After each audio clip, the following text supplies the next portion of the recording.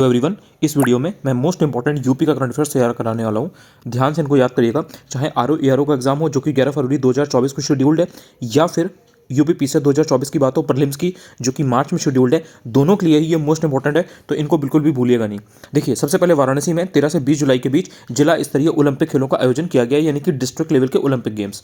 इसके बाद में आपको याद रखना है कि उत्तर प्रदेश विद्युत नियामक आयोग यानी कि यूपीईआरसी का जो नया अध्यक्ष है वो अरविंद कुमार को बनाया गया है। इसके बाद में अगस्त 2023 में यूपी के आगरा के जो लेदर फुटवेयर और जलेसर के मेटल क्राफ्ट हैं, इसको जीआई टैग दिया गया है। इसके बाद में बात आती है विश्व आर्थिक मंच की, यानी कि वर्ल्ड इकोनॉमिक फोरम की। इसकी 15 से 19 जनवरी के बीच में दावोस स्विट्जरलैंड में जो मीटिंग होगी उसमें यूपी को इनवाइट किया गया है। इसके बाद में आपको याद रखना है कि जो यूपी की एएमयू है, यानी कि अलीगढ़ मुस्लिम यूनिवर्सिटी, इसको खुद की सैटेलाइट को लॉन्च करने के लिए प्रोजेक्ट को मंजूरी मिल चुकी है। नाम इसका क्या होगा? नाम इसका होगा सर सैयद अहमद खां के नाम पर। इसके बाद में आपको याद रखना है कि यूपी के अलीगढ़ जिले का नाम हरिगढ़ कर दिया गया है। पहली वाटर यूनिवर्सिटी यूपी में प्रस्तावित है।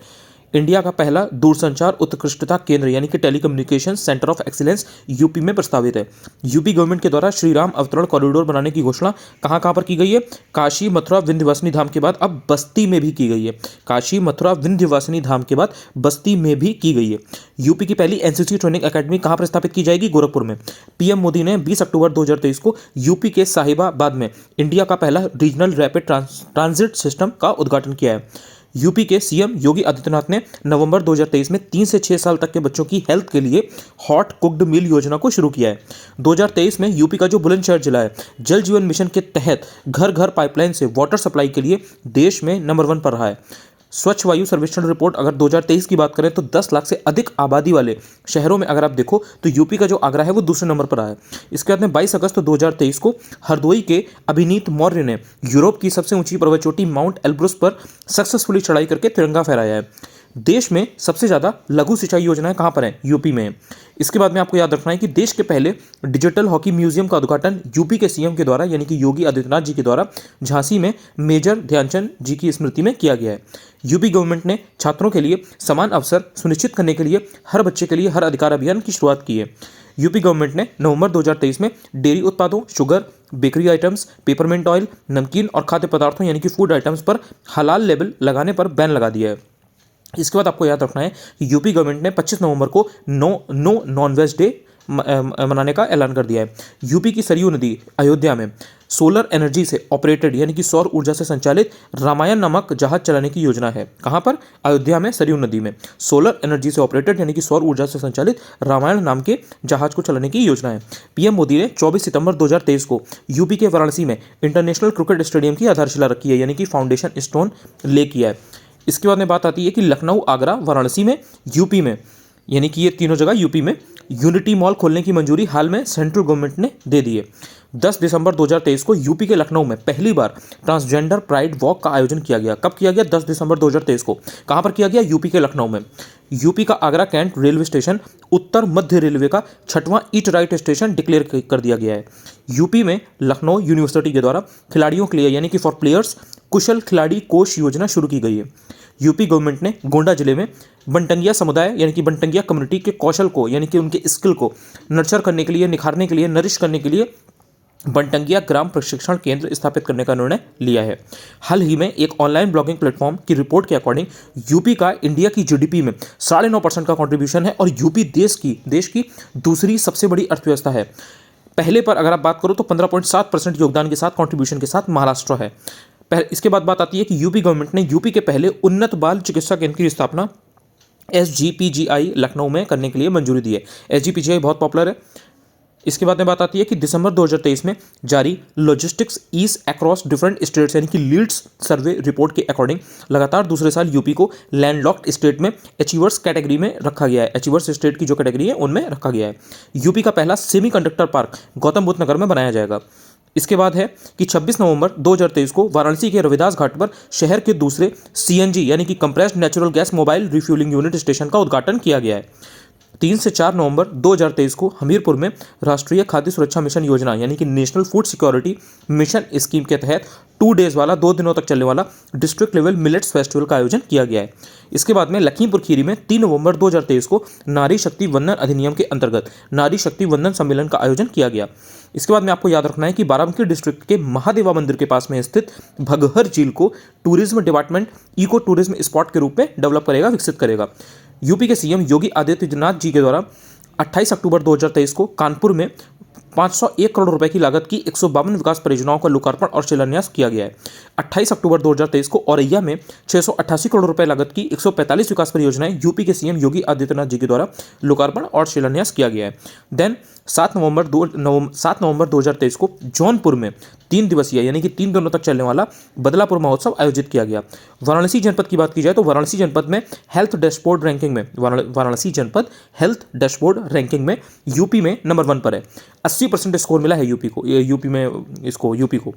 इसके बाद में आप बात करते हो कि यूपी के सीएम ने 30 अक्टूबर 2023 को प्रयागराज में 3,357 करोड़ रुपए लागत से 424 और मिर्जापुर में 202 करोड़ रुपए की लागत से 660 विकास परियोजनाओं यानी कि डेवलपमेंट प्रोजेक्ट्स का लोकार्पण किया है और शिलान्यास किया है। इसके बाद में बात आती है कि 30 अक्टूबर से 8 नवंबर 2023 के बीच बाराबंकी में वर्ल्ड फेमस यानी कि विश्व प्रसिद्ध देवा मेला आयोजित किया गया।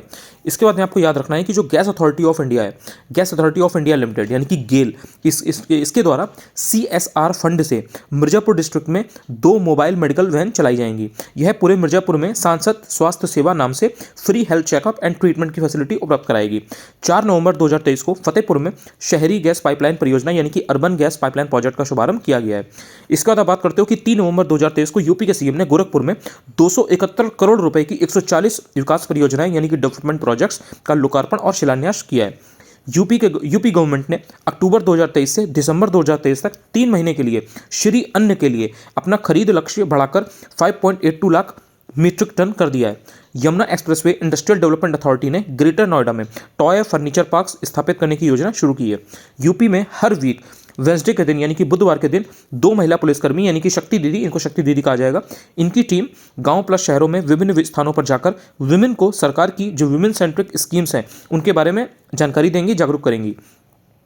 ताज महोत्सव की तर्ज पर आगरा के शिल्पग्राम में ताज कार्निवल का आयोजन किया जा रहा है। आपको ध्यान रखना है कब से कब तक किया जा रहा है इसका आयोजन, 17 अक्टूबर से 11 नवंबर के बीच। यूपी के सीएम ने 11 अक्टूबर 2023 को मथुरा में 4 डेज वाला यानी कि 4 दिनों तक चलने वाला पंडित दीनदयाल उपाध्याय स्मृति महोत्सव मेला और प्रदर्शनी का उद्घाटन किया। वाराणसी के महात्मा गांधी काशी विद्यापीठ द्वारा 20 अक्टूबर 2023 को राष्ट्रीय सेवा योजना यानी कि नेशनल सर्विस स्कीम के अंतर्गत खादी महोत्सव के अंतर्गत एक स्लोगन प्रतियोगिता आयोजित की गई।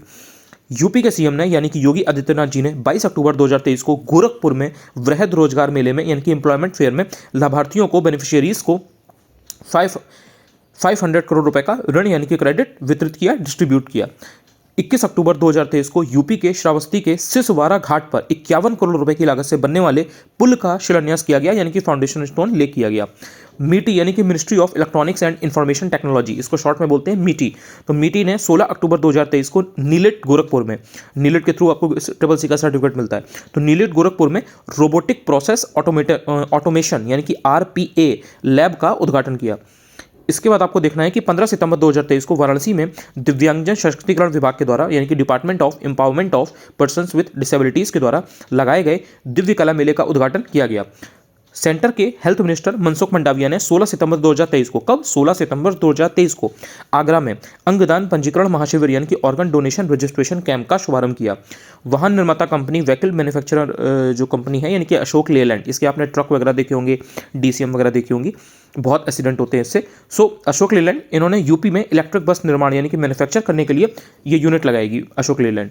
इसके बाद बात आती है कि आगरा के फतेहपुर सीकरी ब्लॉक में नियुक्त यानी कि अपॉइंटेड वर्षा चाहर को उत्तर प्रदेश राज्य शिक्षक पुरस्कार 2022 प्रदान किया गया है।